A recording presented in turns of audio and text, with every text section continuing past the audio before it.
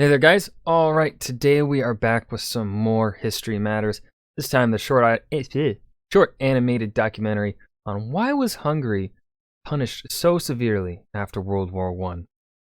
Before we dive in, though, make sure you go and check out the links in the description box below. I would love it if you joined the Discord and followed me over at Twitch.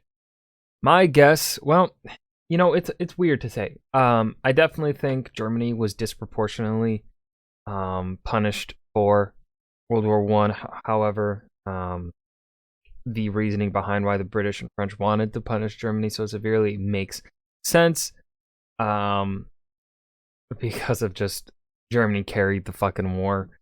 But why was Hungary punished so severely after World War One when they were? I'm gonna say, because yeah, I guess you could look at it that Hungary was punished more so than Austria, maybe. I don't know the specifics, but it definitely feels like Hungary was focused on quite a bit when they were technically subjects to an Austrian house. Although by the time of World War One, Austria and Hungary were a dual monarchy technicality, because Hungary demanded more equality or something like that, I believe. So maybe that's the reason why, in the eyes of the law and technicality, Hungary and Austria were equals, although Austrians probably did not view Hungarians as their equals. But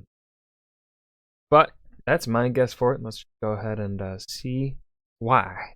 World War I was a war of losers. Even the winners lost. Amongst the countries which did lose, perhaps the greatest loser was the Kingdom of Hungary, which lost 70% of its land and about 65% of its population. And given that many in the Hungarian government were opposed to the war, at least at first, why was Hungary in particular punished so severely? So, at the outbreak of the war, the Kingdom of Hungary was made up of many different peoples, many of whom, frankly, wanted out. And as such, for those in charge, maintaining Hungary's integrity was more important than any territorial conquest, as opposed to the Austrian half of the empire that sought territory in Italy and in Poland and was overwhelmingly pro-war. There are many reasons why the Entente pushed for the breakup of the Kingdom of Hungary. The first was that this wasn't a negotiation, but a diktat. Countries that lose wars as completely as Austria-Hungary did weren't in a position to negotiate over the terms. The second reason was that they had made many promises of national sovereignty during the war to groups like the Czechs and the Polish, which was in return for these people launching rebellions or simply refusing to fight for the empires that they currently lived in. The Entente also assured countries like Romania and Serbia that their territorial claims on the Habsburg Empire would be respected.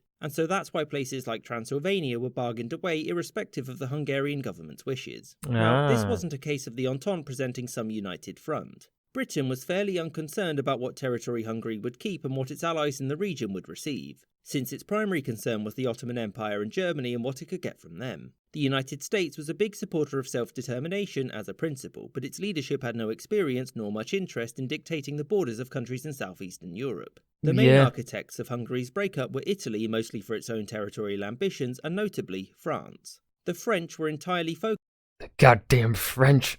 on the decades that were to come after the war. And France wished to build a strong alliance with the countries in the region, aimed at the new Soviet Union and any resurgent Germany. And making sure that these potential allies got what they wanted from Hungary was a big part of that plan. So that's all settled, right? Well, no. The Hungarians had hoped that the front lines at the armistice would be where Hungary's new borders would be. Yet, as the Treaty of Trianon was being negotiated by the Entente, the liberal Hungarian government collapsed. And it was replaced by a social democratic one, which had made an agreement with the Communist Party. And when they were in power, the communists swiftly purged everyone else and declared that Hungary was a communist state and one which wouldn't accept any territorial losses. Something it proved by swiftly invading Czechoslovakia and starting another war with Romania. For the Entente, this focused minds and made it clear that the Hungarians didn't accept their defeat, and that they would likely seek to fight again as soon as they were able to in order to reclaim their old territory. This fact terrified the nations on Hungary's borders, and so they demanded via the French that the terms be harsh. The communist government collapsed in late 1919, and after this the French took a much more lenient approach to the Hungarians and sought to offer them this, so long as they agreed to an anti-Soviet alliance. The reason being that the Soviets were busy invading Poland and the French were terrified of what they could do if they won.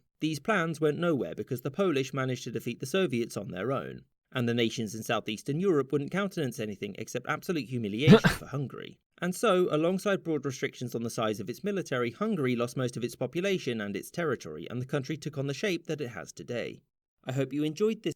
God, every time it amazes me just how much they fucking fit into these videos. Every single time I am impressed by History Man. Without fail.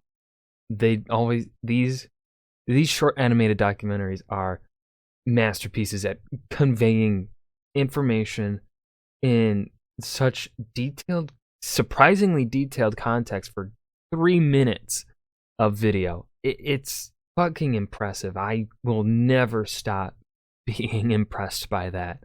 They fit in not one answer, but 2 answers as to why Hungary was punished so severely. It's amazing. It's amazing. There's no other words for it. I got nothing else to say aside from fucking amazing. So that was why Hungary was punished so severely after World War I. A short animated documentary by History Matters. I hope you guys enjoyed. Remember to hit that like button and subscribe for more, and I will see you guys in the next video. Peace.